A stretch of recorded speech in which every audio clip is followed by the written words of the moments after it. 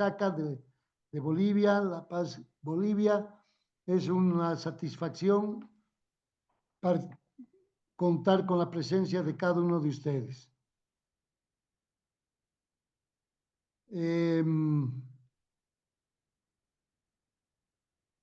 Previa a la presentación, quiero comentarles que al finalizar la presentación van a tener el contacto, cualquier consulta van a poder escribir al correo del disertante, a mi correo, y vamos a poder resolver cualquier duda en la medida en que ustedes puedan ir requiriendo mayor información. Conforme lo habíamos programado, el presente webinar es la actividad que estamos desarrollando mensualmente y esa es la propuesta del directorio y del nuevo directorio del capítulo durante la gestión 2024 y 2025 y 2026. ¿No es verdad? Vamos a mantener, hemos tenido una excelente presentación el pasado mes y ahora mantenemos este alto nivel de expositores con la presencia destacada y la aceptación y la participación del profesional que en minutos más nos va a dar su presentación. Como capítulo nos sentimos muy contentos y agradecidos por la participación de todos y cada uno de ustedes, jóvenes profesionales, estudiantes y amigos, gerentes y parte de gente de tecnología de información y, como decía, miembros del capítulo Isaca Bolivia. Bien, bueno, llegamos a las 19:40. Ok, permítanme, como dije al principio de esta presentación, permítanme agradecer en primera instancia a cada uno de ustedes por la participación y la confianza al capítulo Isaca para esta capacitación. Nosotros, como capítulo, queremos siempre presentar profesionales del más alto nivel y es así que en esta oportunidad, para mí es una verdadera satisfacción, Carlos, que tú estés presente con nosotros y me voy a permitir dar 3, 4 líneas, conceptos generales y muy claros de la experiencia, de la capacidad y sobre todo la calidad de profesional que tenemos. El licenciado Carlos Serra es de nacionalidad uruguaya, él radica en Montevideo, desde donde nos está conectando y nos va a hacer la presentación. Carlos es un contador público de la Universidad de la República del Uruguay. Tiene 2 certificaciones de Isaca. También, si no me equivoco, fundador del capítulo Montevideo. Y tiene las certificaciones CISA, Certificate Information System Auditor, o sea, auditor certificado, y CGI, que es Certificate Governance Enterprise. Además, él es también certificado en Isaca de esas dos certificaciones. Él es socio de la empresa Datasec Uruguay. Es una firma con más de 40 años de existencia dedicada a la ciberseguridad. La especialidad de Datasec es la ciberseguridad, cybersecurity. Y específicamente, él está a cargo de las líneas de servicios de riesgos, de la línea de servicios en auditoría y de compliance. Es decir, del cumplimiento, compliance, cumplimiento de los objetivos estratégicos. Carlos es un docente universitario, es consultor en diferentes países de América, en esta su especialidad de cybersecurity y de auditoría y de riesgos, y también él es consultor en algunos países en Europa.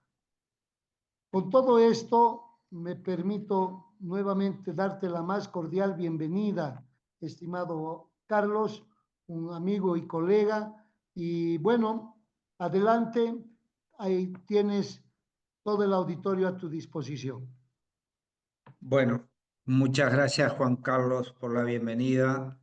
Les envío un saludo desde acá, desde Montevideo, Uruguay. Estamos con un clima frío, pero bueno, el niño y la niña están teniendo sus efectos en todos los países. Es un orgullo siendo integrante de la ISACA de hace más de 30 años poder compartir con ustedes esta hora, deseando que el hecho de que me acompañen en esto les deje un resultado práctico. O sea, no vamos a hablar de temas conceptuales, vamos a hablar de temas prácticos y cosas que ustedes puedan eventualmente aplicar en sus organizaciones.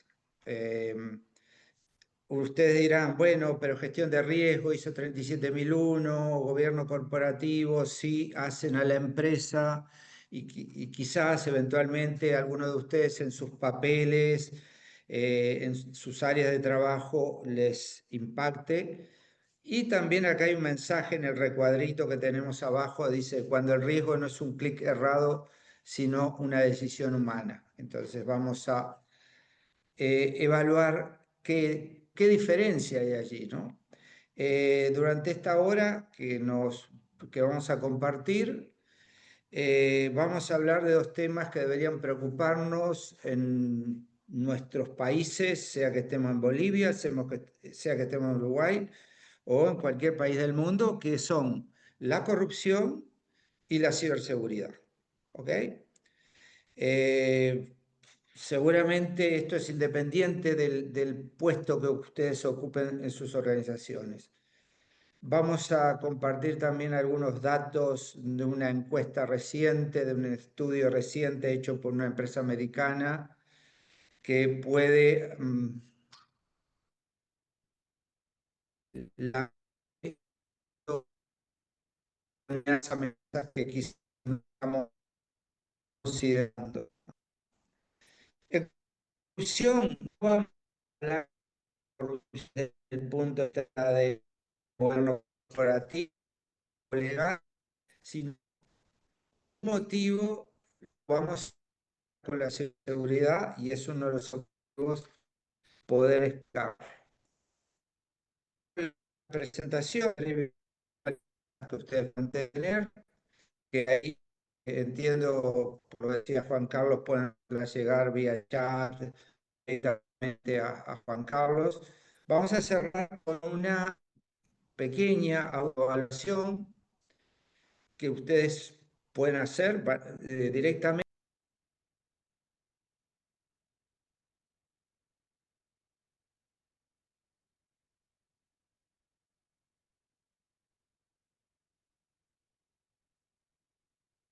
Aló, aló, aló. Hay hay alguna interferencia, creo. Bueno, decías que hay dos temas que debían preocuparnos, la corrupción y la ciberseguridad. Ok. Bien, en ese sentido, como brevemente, no sé si soy yo, vamos a compartir algunos datos de un estudio reciente y vamos a dejar cerrando antes de eventuales preguntas con una pequeña encuesta que ustedes se puedan hacer autoevaluación, o sea, es para uso de personal de ustedes pensando en sus organizaciones. Bueno, dicho esto, a ver, esto es un índice de transparencia internacional, que es una organización con sede en Alemania, que hace un estudio de la percepción de la corrupción a nivel público en los países. Uno puede ver este esquema, ese mapa, cuanto más rojo se percibe el país como más corrupto. Obviamente ahí en amarillo tenemos los países de América, ¿no? Perdón, algún país de América y los países nórdicos. Pero en definitiva, ahí nosotros pensamos en la gran corrupción, la corrupción política que afecta a las obras públicas, a las grandes compras estatales, pero no vamos a ir por allí. Lo que ocurre es que en un contexto de un país donde hay un alto grado de corrupción, esta puede afectar a las organizaciones, ¿ah? En un ambiente donde hay una presión en este sentido, o donde se acepta que estos fenómenos son algo natural, como puede ser un terremoto, como puede ser un volcán, bueno, se hace un campo fértil para que aplique la pequeña corrupción, la que nos puede afectar a nuestras organizaciones. ¿Qué pasa? Quizás muchos años pensábamos en proteger el papel, la información en papel, o sea, en una compra del Estado, una licitación, el expediente con toda la información había que dejarla bajo llave, había que evitar que hubiera fotocopiadoras, porque podría filtrarse información. Pero hoy estamos en un nuevo escenario, no hoy, sino desde hace un tiempo, donde los actos se realizan mediante medios digitales, y entonces esto o no deja o no deja rastros según cómo estén configurados nuestros sistemas, ¿no? Antes eventualmente un acto indebido se necesitaban testigos, evidencias. Hoy lo que necesitamos es logs de auditoría que permiten detectar determinados accesos y que a veces no están activados, ¿no? Lo que pasa que puede resultar medio contraintuitivo para nosotros, pero pensemos que cuando ocurre un fraude, un acto de corrupción, capaz que la primera pregunta que se hace es ¿por qué falló control? ¿Cómo falló el control? Cuando la pregunta correcta debería ser ¿por qué alguien creyó que podría hacerlo? ¿Ah? Y seguramente ahí puede decir, bueno, porque en realidad vi que todos lo hacían y nadie no les pasó nada, porque acá siempre se hizo así. ¿Ah? Y esto nos lleva a algo importante, que sea para la auditoría o quienes diseñan controles, sea tecnológicos o no tecnológicos, no solo hay que pensar en el proceso, sino en el entorno en que se realiza. Acá hay 4 verbos de acciones que seguramente desde modificar, obtener información, alterar información, conocer, violar la confidencialidad o robar directamente datos, tienen su efecto. ¿Hasta ahí estamos bien? ¿Se está oyendo? Perfecto, perfecto, Carlos, perfecto. Bien. Adelante. A lo que vamos es que hay un cambio en los escenarios normales de este tipo de operaciones, dado este mundo digital, ¿no?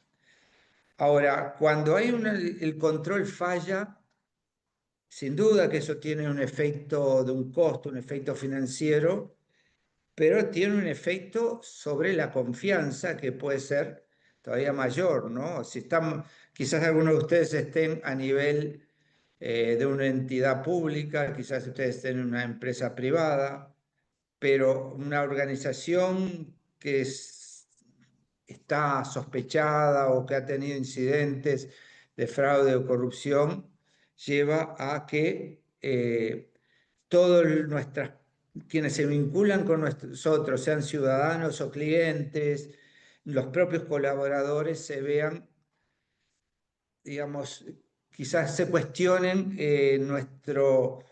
si es válido o si es necesario o si pueden buscar alternativas y no trabajar con nosotros, ¿no? Esto es un poco el concepto de la confianza porque seguramente, no sé, acá hay dibujos No sé quién está accediendo a la pantalla, pero están apareciendo. No sé si ustedes ven algún dibujo. No, Sí, sí, no les sí, se pasa. está apareciendo, pero vamos, adelante, no me Bien, siente que bueno, sí, sí, ahí sí, se ya está, ya borraron. está. Ya está borrado, Eh, sí. Esto era un ejemplo de qué pasa si no tenemos incidente de seguridad, que nos afecta la integridad. Bueno, sigamos avanzando. Bien, esto era un dato que me parecía interesante compartir porque muchos de ustedes, quizás no todos, vienen preocupados por el tema de la ciberseguridad. Yo cada vez que voy a una charla sobre este tema, se nos habla mucho de, bueno, las medidas, el doble factor, el tener antivirus, el tener EDR, o sea, todo el conjunto de medidas, e inmediatamente nos dicen, pero siempre depende del elemento humano, ¿sí? El elemento humano que es el que da el clic, el elemento humano que le llega una publicidad quizás de su propia empresa que le dice participe en el sorteo por una camiseta de su cuadro deportivo, por una entrada y acepta y da clic, ¿sí? O que comparte una contraseña. Pero fíjense que esta encuesta hecha por una empresa que pueden ustedes ubicarla allí, Ponemon, como decíamos, una encuesta que entrevistó 8.750 profesionales de varios continentes. ¿Qué nos dice? Ok, 53% sí, por error o negligencia de un recurso interno. ¿Sí? También es cierto que un atacante externo puede robar credenciales, es otro 20%. Pero ¿qué nos queda en el medio? Un 27% que son internos maliciosos o criminales. El propio recurso, el insider, ¿sí? Es el que conscientemente hace la acción indebida, ¿no? A veces nosotros hacemos énfasis en el primer grupo, que sí, uno puede decir, sí, pero mira que es más del 53%. Y entonces, ¿qué hacemos? Capacitamos, damos charlas, les decimos, no, cuidado con el phishing, cuidado con ransomware, pero todas esas actividades, políticas con sanciones, pero todas esas actividades, todas esas medidas, para el grupo que está en el medio, ese 27% son irrelevantes, ¿no? Porque en definitiva están motivados para hacer una acción, ¿sí? Esto creo que es importante porque, como acabo de decir, bueno, capacitamos en ciberseguridad y sin embargo hay cosas que siguen pasando. Yo me quiero detener en ese 27% por dos consideraciones. A ver, si un atacante externo logra filtrarse en nuestros sistemas, sabemos que no ataca inmediatamente, se queda ahí oculto, tratando de investigar qué nos puede robar, cuánto facturamos, cuánto puede pedir de rescate por nuestros datos. Quizás le lleva meses. En cambio, un recurso interno que ataca maliciosamente sabe dónde tiene que atacar, sabe qué tiene que robar, sabe dónde está la base de datos de los clientes, por ejemplo, ¿no? Yo igualmente hago una salvedad, que es cuando hablamos del grupo intermedio, ese 27%, puede verse a que es un recurso interno que es sobornado, pero también puede deberse a un recurso interno que busca su propio lucro, su propio beneficio, puede deberse a un recurso interno que es extorsionado, obligado a, puede verse a un recurso interno que tiene afán de venganza, no le dieron un ascenso de un cargo, bueno, ¿tá? Pero es un conjunto que vemos que es un porcentaje relevante que no hace su acción por error. ¿Y cuál es la diferencia esencial? Si yo actúo maliciosamente, voy a proteger mis accionares para evitar que me detecten, ¿no? O sea, hay un ocultamiento, ¿ah? Que, como decíamos, quizás si alguien cometió un error, ese es notorio y por consiguiente es más fácil de identificar. Aquí hay una acción consciente, sea la motivación que sea, ¿ah? Para evitar ser atrapado, digamos, ¿no? Entonces, quedémonos con este dato porque acá lo que nos debería preocupar es el tema de, justamente, vamos a centrarnos en medidas de control que apunten específicamente a protegernos de acciones maliciosas. A veces también psicológicamente nos es más fácil cuando hacemos un análisis de riesgo pensar el riesgo que un proveedor nos quite información, el riesgo que tal cosa. Y psicológicamente pensando en nuestros colegas de trabajo, nos cuesta un poquito más identificarlos como un riesgo potencial de que hagan una acción dañina, ¿no? Ahora, si uno se pone a pensar, ¿qué más hay fuera de esto? Y quizás no hay mucho más, porque un ataque técnico que no implique recursos internos, uno podría pensar, bueno, es un ataque zero day que ataca un sistema que está recién parcheado y busca explotar una vulnerabilidad. Acá estamos hablando de que hay un error o negligencia, de que hay acceso a credenciales robadas o acciones maliciosas, ¿no? Y acá está quizás el gran universo de incidentes que nos afectan, ¿no? Seguramente, pensando en el medio, como decíamos, bueno, si desactivan el log de auditoría, si un DBA puede hacer determinadas acciones que no queden registradas, ¿ah?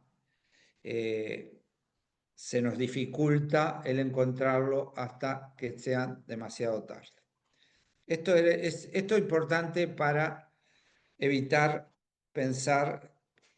Seguramente vamos a ver ahora que muchos controles, podemos decir, son similares, sea una vulnerabilidad humana o el hecho de que un insider malicioso comprometido nos ataque, ¿no?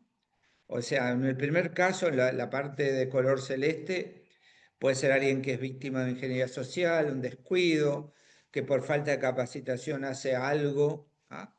Por el otro lado tenemos cuando esas causas que mencionábamos, ¿ah? Y enganchado con eso o vinculado con eso, esa intención de ocultar, la evasión consciente de los controles, saber directamente dónde, ¿ah? Dónde debe atacar y explotar quizás privilegios indebidos. Quizás medio arbitrariamente, y alguno de ustedes puede cuestionar, pero este está en este lado y no este otro, tenemos una lista abajo de posibles controles. Ahora, como yo le decía, sí, yo capacito sobre los riesgos de dar clic ante un correo que parezca sospechoso. Seguramente eso evite algunos errores. Ahora, quien está motivado a un ataque, a obtener algo, eso no lo va a detener. El doble factor de autenticación. ¿Ah? Bueno, alguien podría decir, bueno, ok, hardening evita que también el insider malicioso pueda tener un campo de ataque mayor, ¿no? O sea, ¿a qué vamos? Seguramente hay controles comunes, pero hay controles que tienen más énfasis en uno u otro, y estoy hablando por ahora solamente de la parte tecnológica, ¿no? Ahora, cuando introduzcamos en esta conversación la norma 37001, vamos a ver que hay otro tipo de controles para protegernos de la parte de la segunda columna, los insiders maliciosos, ¿no? Pero esto es la primera consideración que tenemos que tener, ¿sí?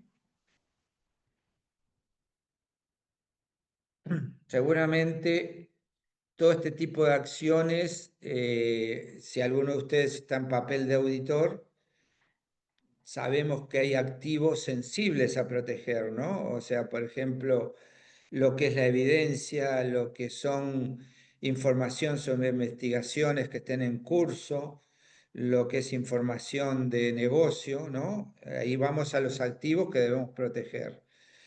Y allí los controles, nuevamente, así como el ataque pasa por el medio digital, los controles pasan por la tecnología.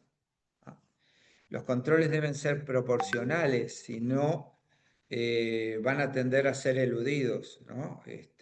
Si ponemos cerradura en el centro de cómputo, como pasó, caso real que veía, pero porque para ingresar al centro de cómputos, pero en definitiva le ponen ahí algo para que no se cierre la puerta, porque es medio molesto estar abriendo y cerrando, bueno, en definitiva ahí hay otro problema, ¿no?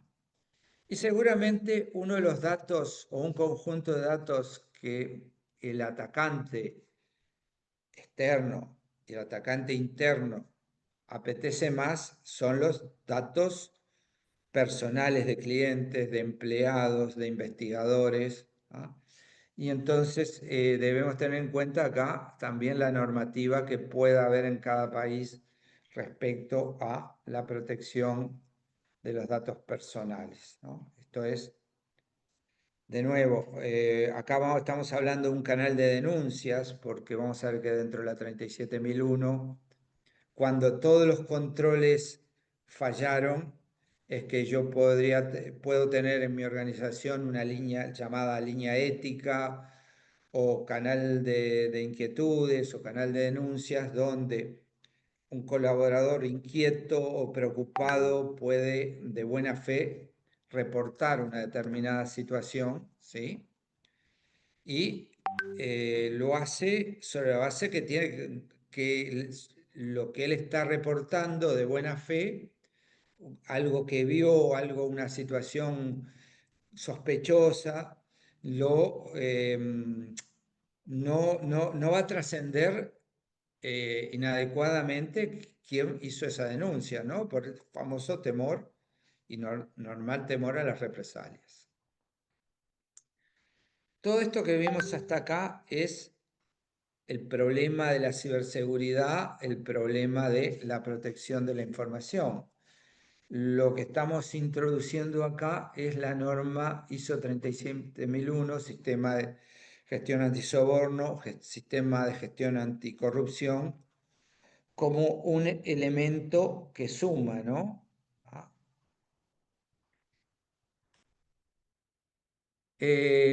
Probablemente ustedes, alguno de ustedes, esté interactuando con la ISO 27001, Sistema de Gestión de Seguridad de Información, o con la 22301, Sistema de Gestión de Cumplimiento, o incluso con la ISO 9001, Sistema de Calidad, ¿no? O sea, las certificaciones ISO están basadas en que hay una norma que tiene un conjunto de requisitos, ¿sí?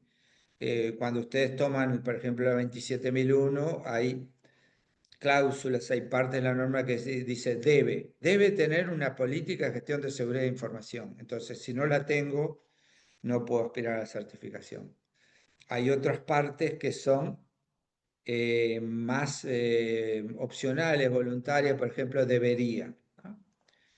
Esta norma, ¿no?, en la cual también es certificable, pero como dice ahí hacia la derecha, es voluntaria, o sea, yo la puedo incorporar con la versión una 2016 y ahora hay una 2025, puedo incorporarla como un elemento que sume, que se potencie con la 27001, ¿no? A ver, uno puede decir, ¿cómo? ¿Pero cómo? ¿Van para lo mismo? Y no son exactamente lo mismo, pero suman, ¿no? O sea, quienes manejan el sistema de gestión de seguridad de información saben que tengo que implantar controles proporcionales a los riesgos, auditarlos, mejorar continuamente, ¿no? Acá lo que hacemos con esta otra norma es, mientras que por un lado protegemos la seguridad, integridad, confidencialidad y disponibilidad de información, Por otro lado, a través de esto buscamos fortalecer la conducta de las personas que acceden a esa información.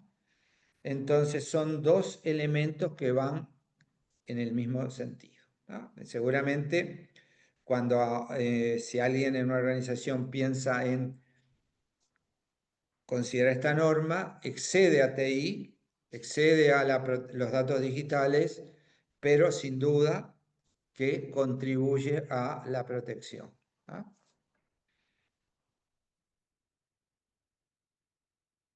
Un sistema anticorrupción tiene obviamente un liderazgo, ¿no? O sea, como le pedimos una gobernanza de la seguridad de la información, también pedimos mensajes claros acá de la alta dirección, ¿no? Un compromiso visible, una política. Estamos viendo, bueno, pero ¿qué es esta norma? ¿A qué me estás hablando con esta norma 37.001, ¿no? También incluye lo que es un análisis de riesgo. Ahora después vamos a ver algunos ejemplos, ¿no? Incluye la debida diligencia, que quizás es un elemento que a veces descuidamos. La debida diligencia la vamos a explicar ahora un poquito más adelante, pero sepa con quién se está relacionando, sepa quién es el proveedor con el que usted está contratando. ¿Tiene antecedentes negativos, antecedentes de lavado de dinero, tiene antecedentes de corrupción? ¿Ah? ¿Quién es la persona que usted está contratando para un cargo? ¿Ah? A veces es un simple googlear y nos encontramos con sorpresas de un candidato que parece muy bueno, pero, y muy barato para incorporarlo a nuestra organización, pero uno queda sorprendido de lo que se encuentra en las redes sociales, ¿no? Acá no estamos, a ver, la debida diligencia tampoco es hacer una intrusión en la vida de las personas, pero implica dar una protección a la organización. Como digo, y voy a repetir ahora un poquito más adelante, evite un dolor de cabeza, sepa con quién se está vinculando laboral o comercialmente. Si aún así decide hacerlo, bueno, pero que es una decisión consciente de la cual usted está tomando el riesgo. Obviamente hay, como le decía, esta norma habla de un canal de denuncias interno, un canal de inquietudes, que puede ser hasta un canal de consultas antes de hacer una acción que va contra la normativa interna o legal. Preguntar, ¿puedo aceptar este regalo que me están dando? ¿Sí? Incluye indicadores, incluye la auditoría del sistema de gestión antisoborno, incluye la mejora continua. Y de vuelta, aquí la capacitación está también presente.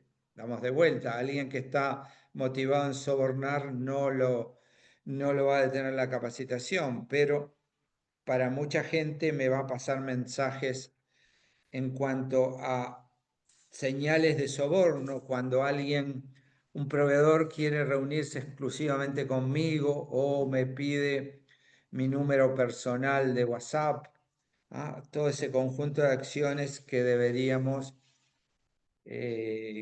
por lo menos prender una alerta. Esto es, ¿qué incluye esa norma? De vuelta. Recuerden, empezamos hablando de la ciberseguridad. ¿Por qué? Porque ahora toda la información circula en medios digitales, porque los actos maliciosos de robar información, de alterar información, de atacar la confidencialidad de información son también digitales. Ya no es, como les decía, el expediente o el plan de negocio tiene que quedar bajo llave y la fotocopiadora tenía una llave para evitar que se sacaran fotocopias. Ahora todo pasa por este medio. ¿Qué es el riesgo de soborno? Vamos a ver que primero, toda organización tiene un perfil único. Puede haber aquí presentes miembros de dos entidades públicas, pero seguramente tengan un perfil poco diferente. Puede haber aquí, digamos, colaboradores de dos empresas que están en el mismo giro, en el mismo ramo, pero con diferencias. Entonces, los riesgos ocurren en un contexto de amenazas, en un contexto de debilidades, modelo de negocio, cómo es nuestro accionar, si las decisiones están descentralizadas, si trabajamos con muchos intermediarios o tercerizaciones, pensando en las empresas privadas, si están altamente vinculadas con el Estado, sea para pedir un permiso, sea para participar en procedimientos licitatorios. Sin duda que son elementos que exponen a un mayor riesgo, ¿no? Si estamos hablando de quizás algún caso de ustedes, formamos parte de una empresa transnacional, bueno, ¿en qué países trabajamos? ¿En cuáles de esos países, según la imagen que les mostraba, el mapa que les mostraba casi al principio, hay un color rojo intenso? Entonces si yo quiero trabajar con ese país, hay mayor probabilidad de que me pidan un soborno, cómo reacciono. Y bueno, también el contexto de mi seguridad informática, de la protección de los datos, si es sólida, si permite, es muy permeable, sin duda que me expone a mayor riesgo, ¿no? Si yo digo, soy sobornado para obtener información de mi empresa y entregarla a la competencia o a otra empresa competencia de la mía, si tenemos un sistema que protege la información en forma sólida, que haga más probable que se me detecte, entonces quizás va a ser un elemento mayor de disuasión. Si el sistema es permeable y estoy incentivado porque alguien me ofrece un soborno y además yo tengo apremios económicos y además mi ética personal lo justifica, bueno, pero yo realmente esto no está causando tanto daño o, como decíamos antes, lo hago porque otros lo hacen, realmente los riesgos pueden tener una probabilidad alta de un impacto alto. ¿Vamos bien hasta acá? Muy bien. Perfecto, perfecto, gracias. Bueno, como sabemos, el riesgo, a diferencia de lo anterior, que yo cuando les decía acá, mi ciberseguridad es buena, es sólida, tenemos escaneo de vulnerabilidades, hacking, tenemos políticas, tenemos un CISO, son hechos que me protegen. El riesgo, sin embargo, es algo potencial, ¿no? Podríamos tener un montón de expuestos, un montón de vulnerabilidades y, sin embargo, no ser atacados. Pero sin duda que si somos vulnerables, es más factible que el riesgo nos golpee. Entonces, por eso dice posible. Si fuera seguro, no es un riesgo. Y hay un impacto, ¿no? Hay un daño. O sea, si a mí me roban información de los formularios de la biblioteca, no, bueno, no, quizás no es algo que yo deba preocuparme tanto para proteger, ¿no? El universo de riesgos que enfrenta una organización, quizás nosotros, si estamos pensando solo en la tecnología, en la ciberseguridad, pero el universo de riesgos es múltiple, ¿no? No solo hay riesgos tecnológicos, hay riesgos estratégicos, riesgos de negocio, riesgos financieros, riesgos relacionados con la seguridad física, riesgo que nuestra organización sea usada para lavado de activos, ¿no?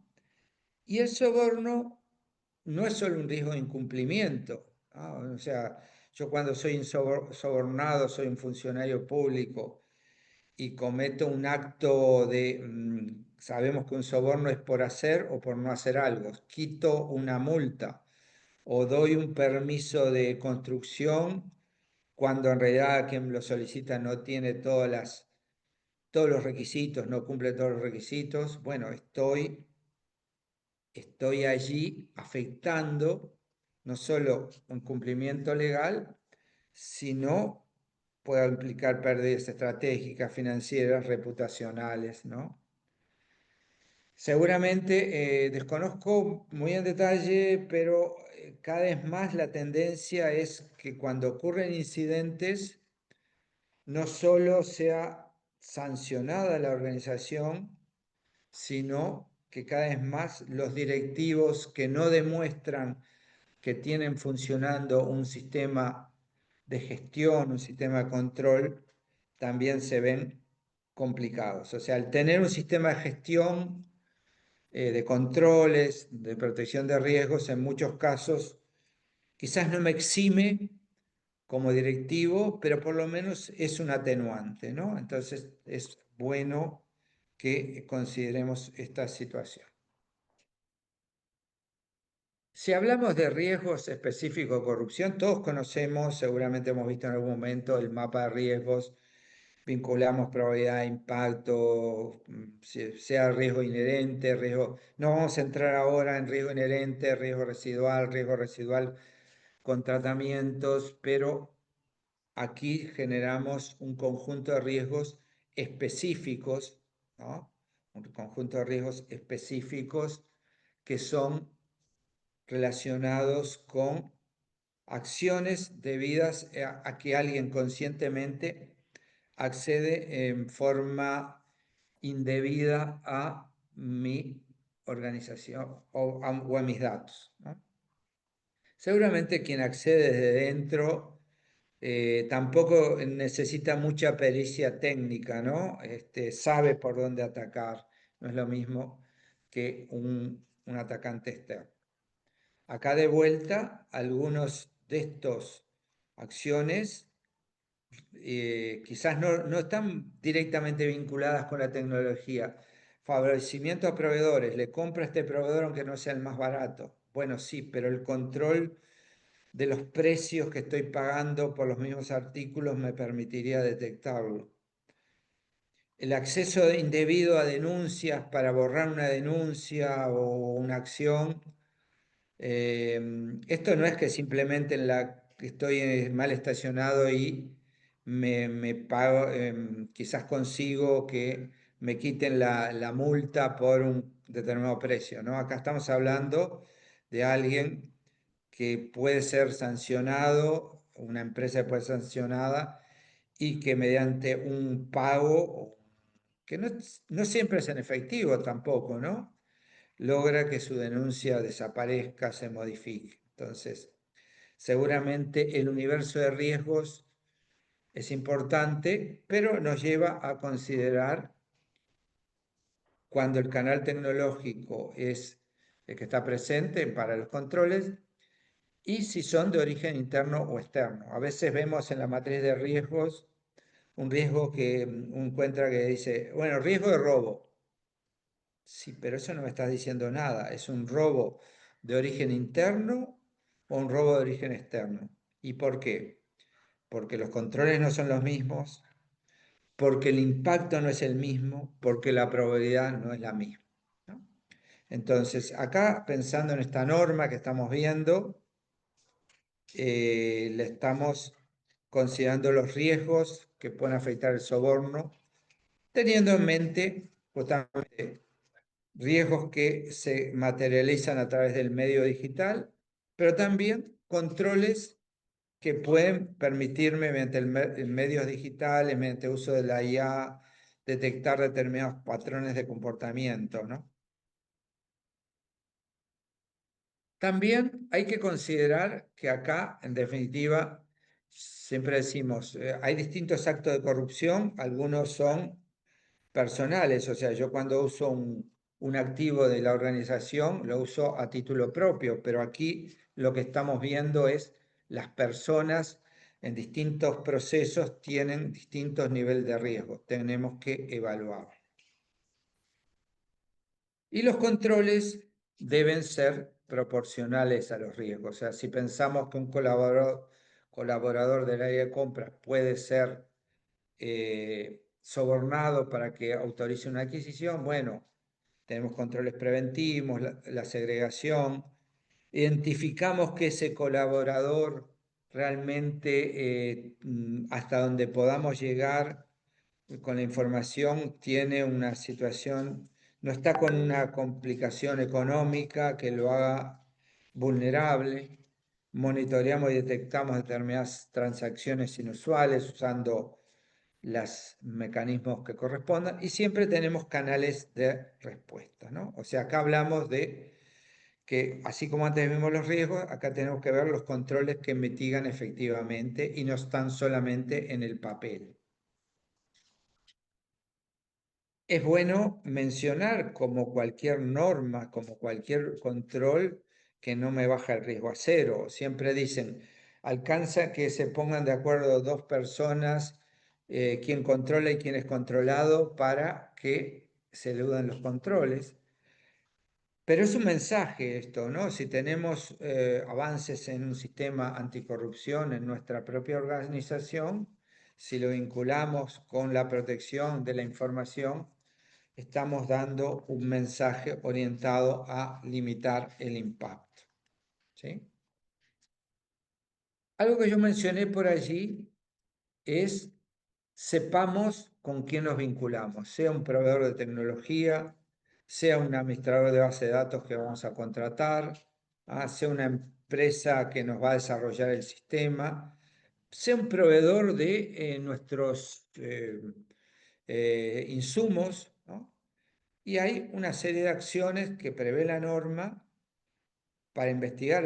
Bueno, hay herramientas, yo les hablaba de algo tan simple como Google, pero hay herramientas, especialmente cuando estamos hablando de prevención de lavado de activos, que buscan en un montón de listas, Dow Jones, entonces, ok, esta empresa que quiere trabajar con nosotros o quiere ser un socio de negocio, tiene antecedentes negativos. Bueno, tomemos una decisión. O esta empresa que, si somos un organismo público, llamamos licitación, se la deberíamos adjudicar a la empresa X. La empresa X quizás está limpia, porque es nuevita, pero sus directivos surge de la búsqueda que antes estaban en la empresa Y, que tenía antecedentes de corrupción. Bueno, si seguimos para adelante con ese vínculo de negocio, sepamos en qué nos estamos metiendo. Quizás es inevitable, bueno, pero intensifiquemos los controles, ¿no? Todo este proceso de diligencia que se documenta es algo que normalmente las organizaciones descuidan, o me piden una declaración jurada, y si me pides una declaración jurada pura y simplemente, yo qué te voy a decir, sí, soy buena persona, tengo un código de ética, pero después pasan las cosas, ¿no? Entonces, como decimos, es un control preventivo, es un control que se suma, ¿sí? Y de vuelta, a nivel de empresas o a nivel de personas que van a ocupar posiciones sensibles. Simplemente sepamos, esto lo vamos a pasar muy rápido, que aquí a nivel de esta norma, ahora después vamos a ver que podemos adaptar la norma, lo habíamos dicho, sin pensar en certificarnos, ¿no? Entonces, aquí normalmente este sistema no trabaja aislado, pero necesita una función que a veces se asimila a la auditoría o el área de cumplimiento, o se crea específicamente en la organización, que es el que mantiene vivo este sistema, que es el que coordina con el CISO, los controles. O sea, no es responsable de los controles, no es responsable de que no ocurran actos de fraude, pero sí es responsable de que el sistema funcione, de que sea un canal cuando hay una inquietud de alguien, que se reciba en forma reservada y que tenga el adecuado puesto en la organización como para poder ayudar a esa persona o eventualmente detectar una situación que está en curso y que vulneró los controles que veníamos adaptando. Bien. Aquí mencionamos de que hay auditorías específicas sobre este sistema, quizás no es una competencia del auditor de sistemas, más allá de que hay, si uno va por este sistema, también los controles tecnológicos, como decíamos, son importantes. Bueno, ok, ¿quién dio? ¿Cómo es que se puede dar un clic que aprueba que se recibió adecuadamente los bienes y por consiguiente se habilita el pago? Queda una traza, una evidencia. Eso permite después a través de un log ver quién aprobó ese determinado pago. Y bueno, obviamente ningún sistema, ni la ciberseguridad, la 27001, la calidad, la gestión de riesgos corporativos, toma sentido funcionar aislada, porque todo esto debe ser algo integrable, ¿no? Porque si yo tengo un determinado registro de no conformidades en el sistema de calidad, tengo un registro de determinados puntos de preocupación en el tema de lo que puede ser el acto de corrupción, tengo un registro de incidentes de seguridad de información y quizás se me está escapando algo por la falta de integración, ¿no? O sea, seguramente sea un nivel de madurez avanzado el poder tener en forma integrada todo esto. Yo les decía, un canal de denuncias confiable, que lo pide la norma 37001, pero que puede estar presente en cualquier organización, permite. Quizás no es un buzón en el cual entre un papel con una denuncia escrita, pero sí es un medio digital en el cual puede haber denuncias anónimas, permitirlas, permitir que se agregue evidencia, pero que a veces por la temor el colaborador no se anima a reportar, o puede ser que su propio supervisor o jefe sospechemos que esté involucrado. Entonces, este canal de reportes le deja una evidencia a la persona y nos alerta a un área que debe tomar con responsabilidad toda esta información. La política dice se protege contra represalias. Podemos pensar acá, bueno, no, pero lo que pasa es que van a haber reportes de alguien patológicamente mal que se va a empezar a hacer 50, 100 reportes contra una persona porque no le tiene simpatía.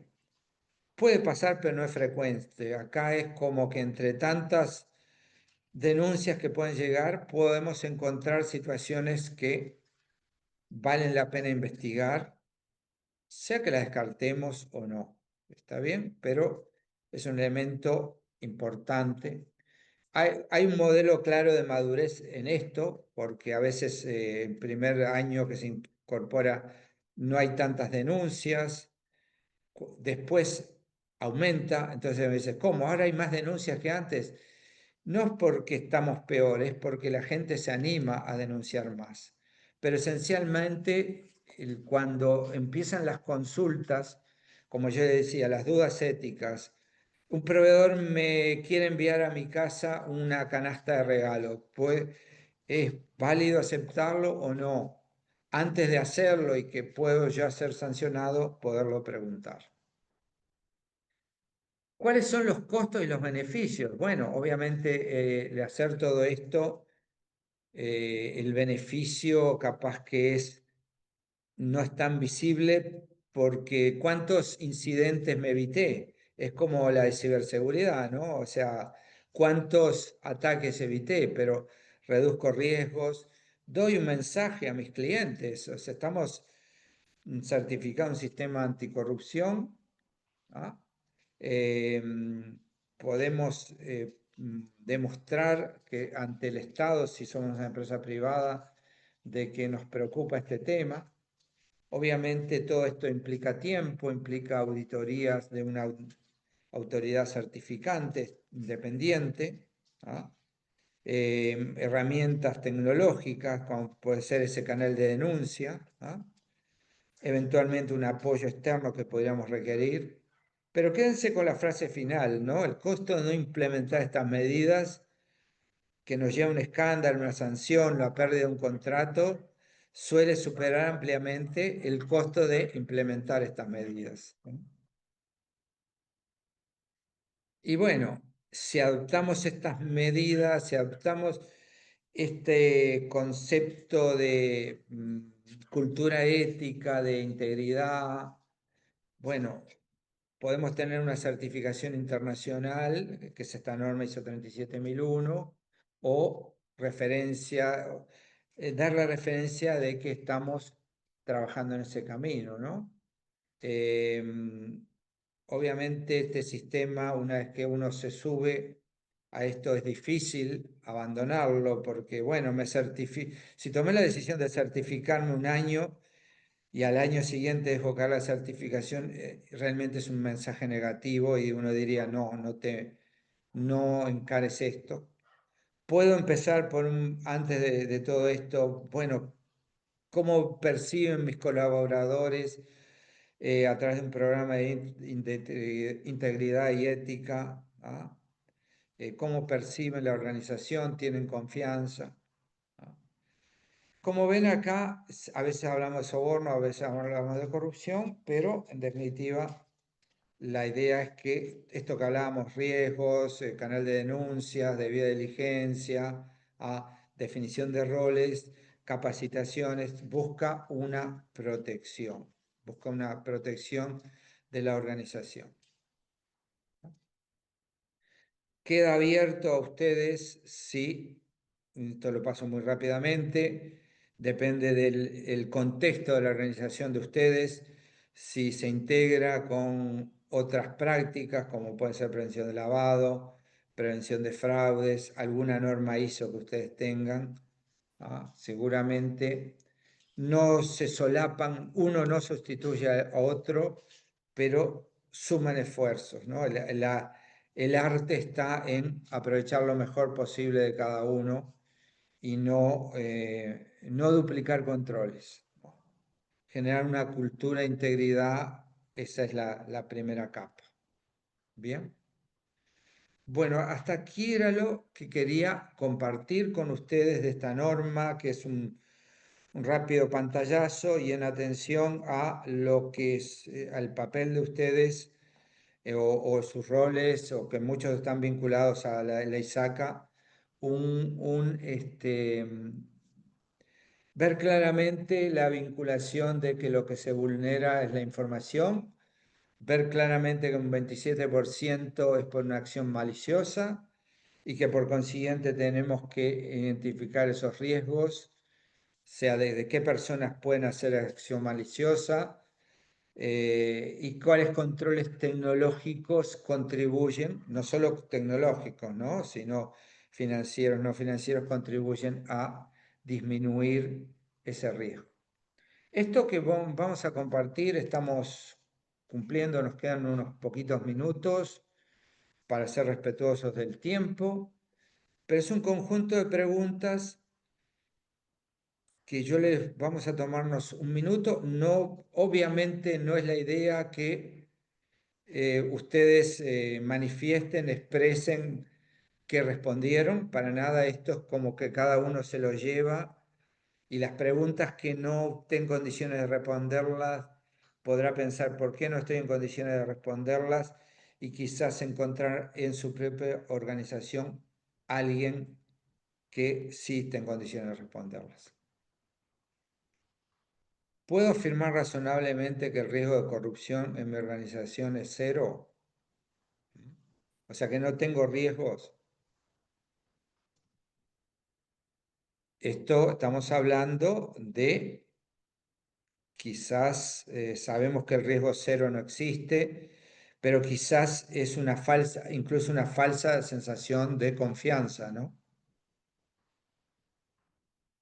El 2, tenemos identificados los factores internos o externos que aumentan nuestra exposición al riesgo de fraude y de corrupción. ¿Sí? Estos eran los elementos de contexto que les decía. ¿Qué hechos hay? ¿Qué situaciones están presentes en nuestra organización que pueden aumentar esos riesgos? El punto 3, estoy convencido de que los controles existentes son suficientes y realmente funcionan en la práctica. ¿El estoy convencido es una opinión o es algo que está demostrado? Acá estamos hablando no solamente de controles en papel, ¿no? Que estamos siempre hablando de que nos protejan, ¿no? Ahí sí, quizás yo no mencioné, pero es medio importante el título, ¿no? No ha pasado nunca.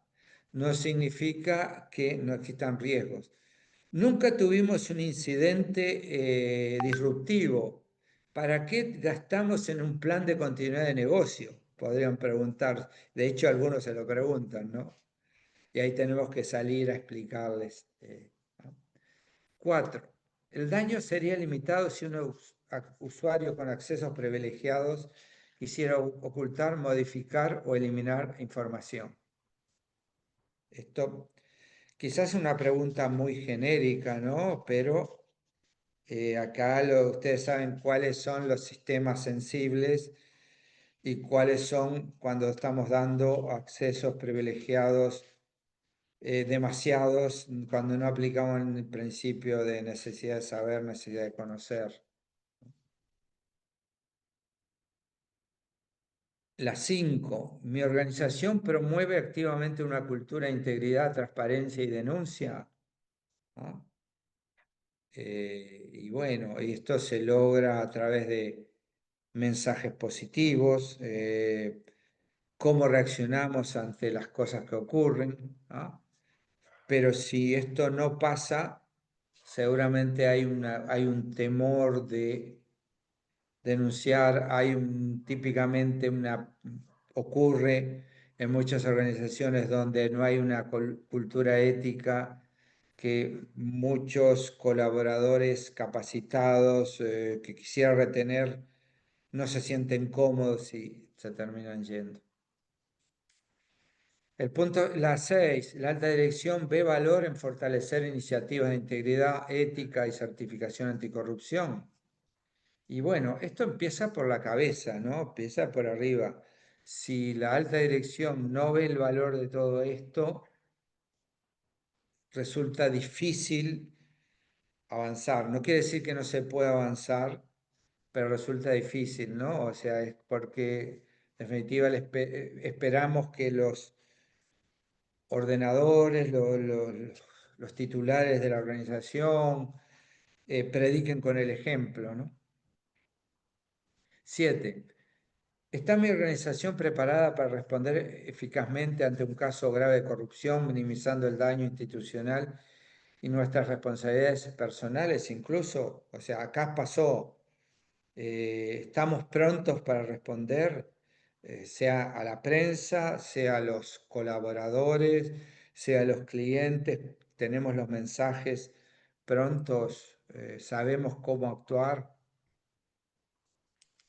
Y finalmente el 8, evaluamos el riesgo de corrupción en nuestra cadena de valor, incluyendo proveedores intermediarios, socios comerciales, porque hasta acá, del 1 a la 7 eran muy internas, ¿no? Pero a veces hay un colaborador, un socio perdón, no colaborador, un socio de negocio, un proveedor, que quienes nos miran de afuera los ven parte de nuestra organización, ¿no?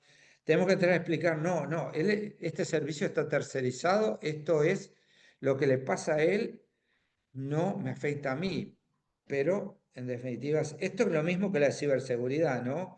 O sea, yo puedo ser muy seguro, pero si mi proveedor no lo es, seguramente algún incidente de ciberseguridad puede llegar a afectarnos o directamente ese proveedor, si es un proveedor crítico, deja de estar disponible e indirectamente me afecta.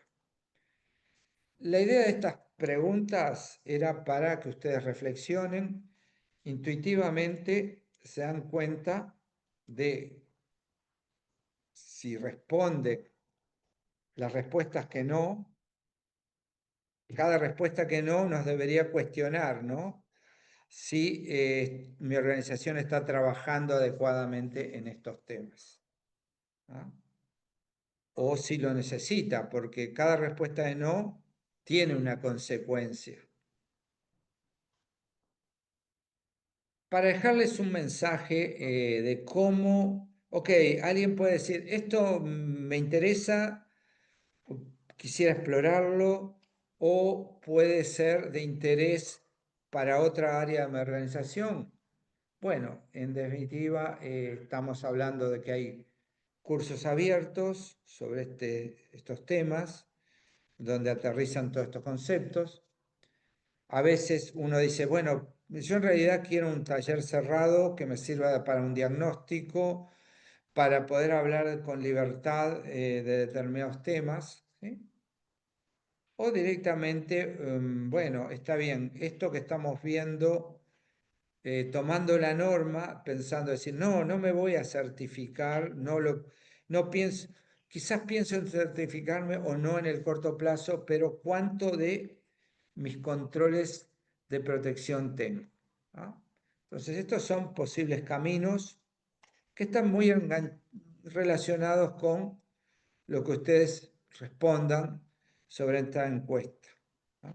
Si yo tengo 8 no, y bueno, en definitiva, son situaciones, son hechos que ustedes perciben que existen y que los dejan expuestos a posibles efectos negativos. Hasta acá es lo que quería compartir con ustedes en este paso en, como empezamos hablando, ciberseguridad y anticorrupción como elementos necesarios, sea una organización de ustedes pública o privada. Por aquí es lo que tenía. No sé, te cedo la palabra, Juan Carlos. Perfecto. Muchas gracias, muchas gracias. Justo la hora, habíamos hablado de 60 minutos, justo 65 minutos, la hora de nuestra presentación. Muy interesante, estimado Carlos. Gracias, gracias por esta instrucción. Las preguntas, como dice el administrador, el licenciado Flores, pueden hacerlas también mediante el chat, por favor, que podría ser una de las formas, ¿no? Cualquier pregunta, tenemos tiempo todavía para responder. Habíamos asignado 5 o 10 minutos para poder responder. Somos 50 personas, hemos llegado al medio centenar, lo cual también me complace. Pero no sé si tienen alguna pregunta, por favor, mediante el chat. Más, yo tengo dos, pero me voy a hacer una pregunta antes y después al final, pero me gustaría, Carlos, como estábamos hablando de las certificaciones en este caso de la 31.000, todos sabemos que los estándares como las ISO tienen certificaciones de dos niveles, es decir, un nivel a nivel profesional, es decir, las personas van a poder certificarse como por ejemplo la ISO 27001 como líder auditor, como líder implementador, eso te da la ISO 27001. Y también te da la oportunidad de certificarte como institución, es decir, yo como institución tengo la certificación ISO 27001 en seguridad de la información. Ok. Pero hay otros estilos, por ejemplo, COVID. COVID es otro framework que te dice la certificación es profesional, es decir, está para el profesional. Puedo ser el líder y las certificaciones de COVID no hay para empresas. O sea, no podemos decir hay una empresa certificada en COVID. No, no, no, eso es otra cosa. Entonces, teniendo estas dos formas de certificación, y pongo como ejemplo, igual, ¿no? Ya sea la ISO 27001, la ISO 9001 de calidad, cualquiera. ¿Cuál es el estilo y cómo son las certificaciones de la 37001, estimado Carlos? Y si es necesaria finalmente tener esa certificación como empresa principalmente. A ver, tal como tú dijiste, hay normas ISO que son de certificables, que se identifican porque, como yo decía, tienen algunas oraciones, algunas cláusulas que dice debe tener una política. Si yo no tengo la política, no me certifico. ¿Ah? Y otras cláusulas son opcionales, debería, podría, ¿sí? Quizás alguna de las organizaciones que está aquí presente a través de sus colaboradores no le interesa la certificación, pero sí tomar la norma como una referencia, sea incluso para reglamentar o sacar un reglamento de control o para aplicarlo internamente. El tener la certificación implica, como decíamos, esos costos de mantenerlo, pero es un mensaje ético, ¿no? Se puede, depende de cada caso. Acá lo que tenemos que quedarnos con la idea es si hay un nivel de riesgo dado por estas preguntas. Yo quizás, como decíamos, ahí empecemos por el gap análisis. ¿Cuántos de estos controles tengo? ¿Estoy muy cerca o muy lejos de la norma? ¿Ah? Y a partir de allí avanzar. Los desarrollos profesionales, personales que puedan surgir a través de cursos, ¿ah? Tampoco es que cualquiera pueda dar una certificación de auditor líder, ¿no? Sino que se pueden formar especialistas en estos temas para implementarlos. ¿Ah? Sin duda que lo colabora con su propia organización o lo hace un consultor que puede trabajar en este tema. Pero aquí lo que pretendimos plantear es evalúe el nivel de exposición que tiene su organización. Después, cómo se protege. Sabemos que una certificación, ninguna certificación sola sirve, es un elemento más, ¿ah? Pero también parte de un análisis de riesgo, de ver qué tengo. Puedo tener un canal de denuncias, puedo tener determinados procedimientos sin pensar inmediatamente en la certificación de la empresa. No sé si más o menos, Juan Carlos, estamos respondiendo lo que tú consultabas. Sí, solamente decía yo, la norma te dice, ok, si tú quieres te certificas o simplemente puedes decir, usted empiece y haga el trabajo respecto a mi problema de soborno, etcétera, pero la organización no requiere tener la certificación, o sea, eso es independiente, ¿no es verdad? No necesariamente certificarse. Depende, por eso depende de una decisión. Sin duda, ser la primera empresa en Bolivia en tal giro, en tal actividad certificada, es un mensaje fuerte, es un mensaje positivo, es un mensaje que indica, yo quiero ser líder en este tema, quiero ser un referente en este tema. Y algunos ven ese valor. Y otros simplemente van a decir, quizás lo haga en N años, pero ahora me preocupa implantar un sistema de control, integrar estos controles con los controles que tengo de ciberseguridad, con los controles financieros, y también es válido. O sea, todo depende de una realidad que no podemos generalizar, ¿no? Ok, perfecto, perfecto. Aquí hay una pregunta que me hace una persona, Eric Guarachi, me dice, buenas noches, licenciado, ¿cómo puede integrarse la ISO 37001 al modelo de gobierno corporativo y gestión de riesgos para que la prevención de la corrupción se convierta en un mecanismo de generación de valor y no solo de cumplimiento? Correcto. No, es O sea, muy buena pregunta en la medida que cuando habla no solo un elemento de cumplimiento, yo siempre digo, no es tener el cuadrito en la pared de la certificación, sino realmente usarlo. Aquí, obviamente, por temas de tiempo no lo pasamos, pero hay obligaciones del órgano de gobierno, sería el que podría llamarse el directorio, obligaciones de la alta dirección, ¿ah?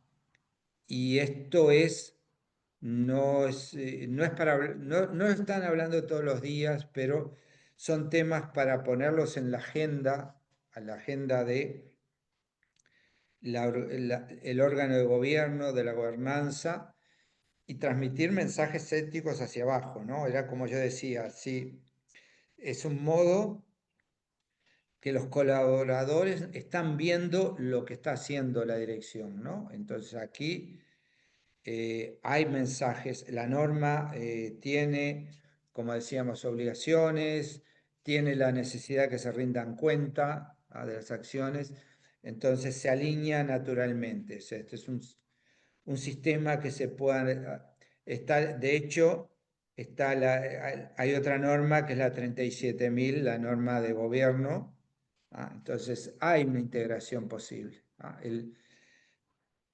No sé si con esto respondimos, entonces vamos por el camino de sumar esfuerzos, ¿no?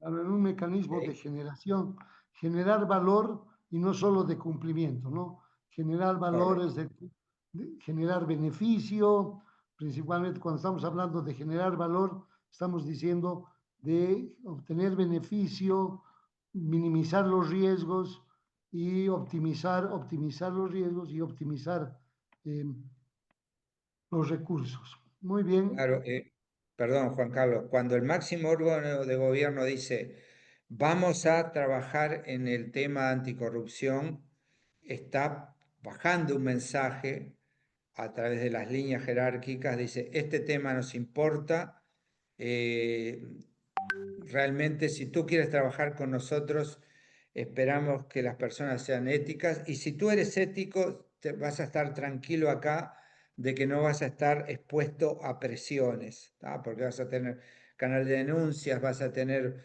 un canal de comunicaciones a quien referenciarte, ¿no? Es un mensaje muy fuerte. muy bien, muy bien. Hay una pregunta más. Ah, bueno, no, agradece el señor Eric Huarache. Bueno, Lo vamos a bien, bien. contactar. Muy bien. Bueno, Eh, creo que no existe alguna otra pregunta más. No sé, como decía nuestro administrador, el licenciado Marcial, las preguntas por este medio, creo que ya no hay más. bien. Bueno, después de casi hora y media, bueno, no, casi hora y 25, tengo la satisfacción bueno, dar por concluido nuestra presentación. Muchísimas gracias, estimado Carlos, a nombre de toda la comunidad de Isaca La Paz, Bolivia, del capítulo Isaca Bolivia, pero sobre todo a nombre personal por haber aceptado este apoyo. Esperamos que las personas que están acá presentes puedan escribirnos, estaban ahí los correos y bueno, muchísimas gracias. También te agradece Fabricio Vargas, muy buena la charla y bueno, ahí están los aplausos de toda la gente que ha estado contigo. Muchas gracias, muchas. Muchísimas Bueno, gracias, ya estaremos en contacto. Muy gentil de tu parte, querido Carlos. un Muy buenas saludo y que noches. tengan buenas noches, entonces. Buenas noches, muchas gracias, muchas gracias. Gracias Muchas a todos. gracias, Bien, Carlos. Un buenas abrazo noches. y gracias. Muchas, bien, adelante. Hasta Muchas pronto. gracias a todos también, muchas gracias. Y gracias, licenciado a Carlos, a Fabricio.